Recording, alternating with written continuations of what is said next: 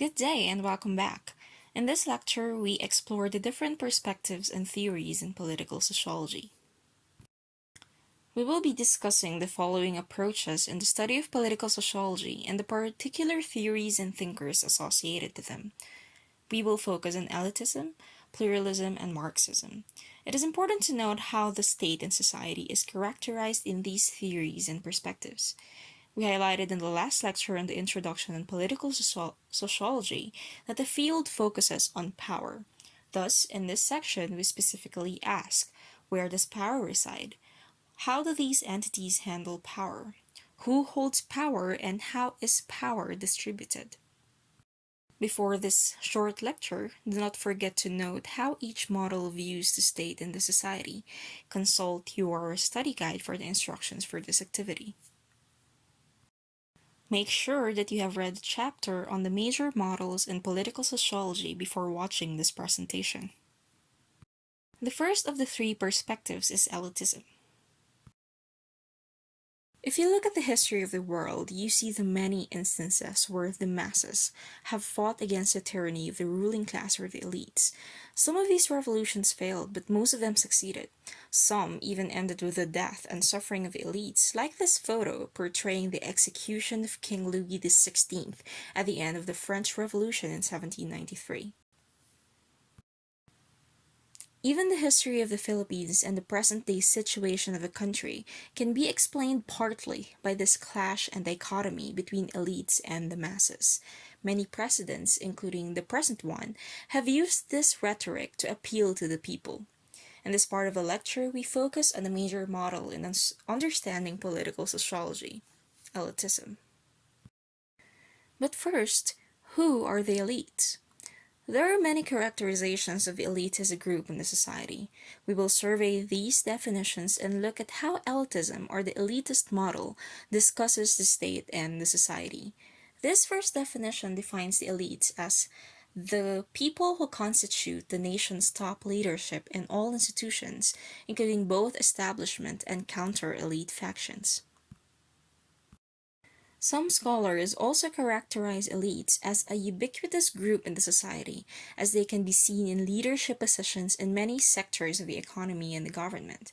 They play important roles not only in the governance of a nation-state, but also in the economic, military, academic, industrial, religious, cultural, mass media, and other institutional settings within the same nations. Furthermore, a key characteristic of the elites as a group is that they have a unified purpose, ideology, and sometimes policy. This, according to elite theorists, are what differentiates elites from other groups in the society, such as the masses. One key point in elitism as a perspective on state-society relations is that they have this assumption that power in the society is concentrated in the hands of a few people or small groups who make the crucial decisions. In any state or society, elite theorists posit that there will always be elites who will be leaders and decision makers. Political elite may be replaced by another. Though the composition of a given elite may change at different times, elite rule remains. What does the society look like in elitism? For Paré, the core of elitist doctrine is that there may exist in any society a minority of the population which takes the major decisions in the society, as mentioned in the other slide. For MOSCA, in all societies, from societies that are very meagerly developed and have barely attained the dawnings of civilization, down to the most advanced societies, two classes of people appear, a class that rules and a class that is ruled. This is how the society looks like in elitism. Let's now focus on some key perspectives in the elite model. Gaetano Mosca is one of the most prominent elite theorists in the literature. It is from him that we get the characterization of elites as an organized minority. He also argues that elites have material, intellectual, and moral superiority. As mentioned in the previous slides, they believe that based on the distribution of power and resources in the society, elites have more because they have means as they are more organized than the masses, for example. They also believe that there is always a ruler and the ruled in the society. You also see in Mosca's idea different levels in being elite. There is an upper strata, that are composed of a small group of political decision makers and a lower strata that are performing lesser leadership functions. MOSCA believes that elites have either 1. Liberal authority, where they rule through authority given to them by the masses through, for example, elections, or 2. Autocratic authority, when they are appointed, and they wield their power and authority over the masses. Recruitment into becoming elite is also studied in elitism. MOSCA argues that elites are recruited from the lower to the upper strata of the ranks of the elites. This is called aristocratic recruitment. The democratic tendency of recruitment, on the other hand, pertain to elites that come from the masses. An appointment to the government based on merit can be an example of this recruitment pattern. Robert Michels, in his study of the German Socialist Party, was the proponent of the so-called iron law of oligarchy. As an iron law, this idea generalizes the existence of elites in almost all or most organizations. This iron law basically says that elite rule is inevitable. Michels argued that over time, an organization will always evolve with an elite leadership. This is because elites are more organized than the masses, who are generally apathetic, meaning they do not care about the plight of their societies. Elites take advantage of this and lead the organization for their own selfish purposes. Like MOSCA's elite theory, Michel's elite theory also points to the superior quality of elites as leaders as the reason why the minority rules the majority. Also, he notes that the elite rule, or the oligarchy, is inevitable as all organizations need to be led and managed by a group of people. Aside from the apathy of a society, he also believed that the masses are psychologically dependent on elites for decision making. At this point, I just want to clarify that these are theories and do not necessarily apply to real life. Another key thinker in the elite model is Vilfredo Pareto. Pareto's elite theory uses a psychological approach. As with MOSCA, he also observed that there are classes of elites. Governing elites are those with direct or indirect influence to political decisions, while non-governing elites have leadership positions in the society, but do not necessarily influence political decisions. Pareto discusses the following types and classes of elites depending on their personality. He rejects Marxism with its economic determinism. He says that people justify their actions not because of their place in the economic system, but through their values and beliefs. This is the basis of human action and not class consciousness. Elites are governed by this logic. They too have basis for their actions. They also fail sometimes. It's not always the success of the elites over everyone else. For Pareto, there are foxes and lions that have distinct characteristics. While their strengths are listed here, Pareto also lists their weaknesses. Foxes are over manipulative and compromise once too often, while lions are too self-important and unacceptably ruthless. You may also be reminded by the underlying Machiavellian ideas of wisdom and ruthlessness that was required of princes in Pareto's types of elites. Read these characteristics and think of some historical figures who fit these categories of elites or rulers. History is a graveyard of aristocracies, according to Pareto. The sometimes irrational personalities of elites, as previously discussed, are also the reason why they are bound to decay in quality and in number through time, according to Pareto. So far, we have the main assumptions of elite theory in the slide.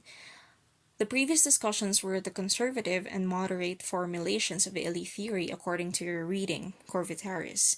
It is important to look at how they dichotomize the society into elites and the masses. Elites are naturally superior and are indispensable for a stable and ordered life in a society, while masses are supposedly untrustworthy and inconsistent, incapable of ruling themselves. These theorists do not believe that democracy exists for the masses, and they agree that democracy, through elections and representation, just perpetuates elite rule. Because elites are in position, it just follows that they are the ones commandeering the state and the economy. They are also the ones who need to promote social and political change. If the previous ones are the conservative and moderate elite theories, we now go to the more radical theory of elitism. C. Wright Mills, in his work The Power Elite, notes that elite power is institutionalized in economic, military, and political organizations. Think of political dynasties in the Philippines whose family members occupy key government positions in the city, municipality, provincial, and national level. Not only this, family members also own substantial wealth and key businesses in their localities. These elites perpetuate elite rule and existence through social and political intermingling. Elites band together, having a similar origin and outlook. Furthermore, these elites usually have the same interests, that they join forces to realize those interests. Overlapping elites occupy multiple positions in the so-called industrial military political complex, further strengthening their position in power. You can find more about this theory through the video assigned in your study guide. Like the previous theorists, Mills also discussed the hierarchy within the elite ranks and between the elites and the society. You see here that the top leaders have the most power, so they are the leaders in the corporate and political military complex aforementioned. The middle level, you have the Congress, other legislators, interest group leaders, local opinion leaders, and at the bottom, with the least power, you have the masses of people, unorganized, exploited, and mostly uninterested. As mentioned before, elitism is a theory and does not necessarily reflect real life. This is the reason why some critics said that the theories sometimes do not reflect reality, specifically when it's said that masses are apathetic. This generalization is dangerous, but is a crucial part of the elite model as they want to show the superiority of elites over masses in the society. Also, elite theory does not really explain state-society relations, as they focus on discussing the elite and their role in both the state and the society. Elitism is also seen as inconsistent with democracy with its focus on the minority and not the majority of society. We now go to the pluralist model. One of the key ideas of pluralism, and the one thing that you need to remember, is that power is dispersed among many competing interest groups. If elitism focused on how it is the status quo that elites hold power in almost every organization, pluralism would like to tell us that not only elites or any single group has the monopoly of power, it has many sources and centers. The state, in this perspective, is but one of the many groups or entities in the society that holds power. In fact, the state is a countervailing force that balances power and assures the equal distribution of power, opportunities, and rights. The concept of polyarchy by Robert Dahl explains some of the core concepts in pluralism. Polyarchy means the rule of the many, in which the state and its political structures provide an arena in which interests can bargain and compete over policy proposals. According to Dahl, there is a plurality of interests in any society.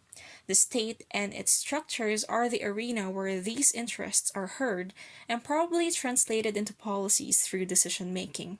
You see here a positive view of government as it believes that everyone and their interests should be heard. For example, a law in Baguio opening up the city for tourism is assumed as a law that was the product of consultation with the constituents of Baguio. Also, unlike elitism, it believes that no one group in a society constitutes the majority of interests and holds most of the power. Again, these are dispersed among many groups and organizations, including the state. Nonetheless, pluralists recognize there is an inequality of interests. Though this is the case, the ideal is that all interests are considered by the decision makers.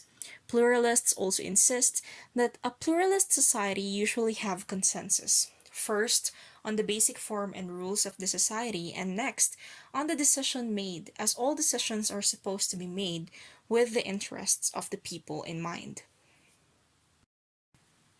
The interest group theory posits that if an interest existed, it would develop organizational representation. This means that if a group has interest, for example, on fighting for women's rights, This theory posits that people with the same interests would eventually band together and form a group. This group or organization has more leverage to transact with the government and press the government to respond to their demands. Again, this shows the existence of a plurality of groups that care for different issues. On the previous discussion on pluralism, we can conclude the following ideas on state-society relations as forwarded by the pluralist model. First, that power is not cumulative. No group remains dominant all the time. Two, we see the active role of the society through groups, such as interest groups, that actively lobby their interests and concerns. They are not just passive, but rather they participate in political life. Three, as mentioned before, the state through its decision-making reflects the general consensus of the society regarding some issues. All policies are supposedly made after consultation with concerned groups. There are other related concepts to pluralism that would give us a more nuanced view of this model. First is social pluralism. Societies that are plural are comprised of different ethnic, religious, racial, and other social groups.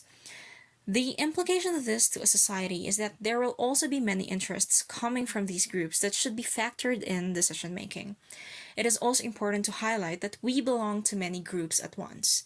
You can belong to an ethnic or indigenous group, a religious group, a sectoral group, all at the same time, and the concerns of these groups can be your concern as part of those communities all at once. Later in the course, we will be discussing ethnic conflict, particularly in the context of countries where some ethnic identities are being suppressed in favor of a national identity. This issue is political as groups clamor for political inclusion of their concerns. An example would be the centuries-long fight of indigenous peoples to reclaim their land or protect their land from companies that want to exploit their natural resources.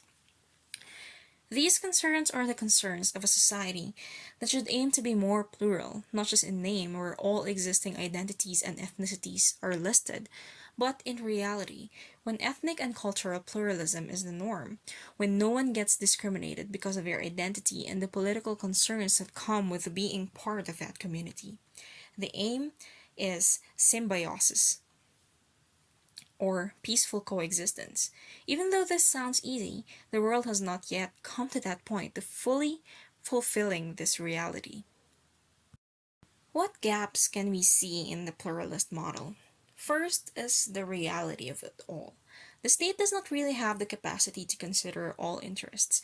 That's why there is representation, and not all people go to the Congress to deliberate public policy and pass laws. Two, though pluralism recognized the inequality of interests, it has failed to address that there are inequalities between and among as well as within groups. 3. On consensus. It's hard to believe that the policies made are the consensus of all the people in the society. As previously mentioned, this cannot be found in reality. The dominant ideology or interest could be a basis for decisions. Take, for example, the passage of the anti-terrorism law recently.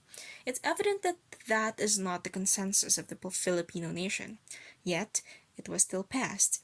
We need other models to understand this particular event and other political phenomena.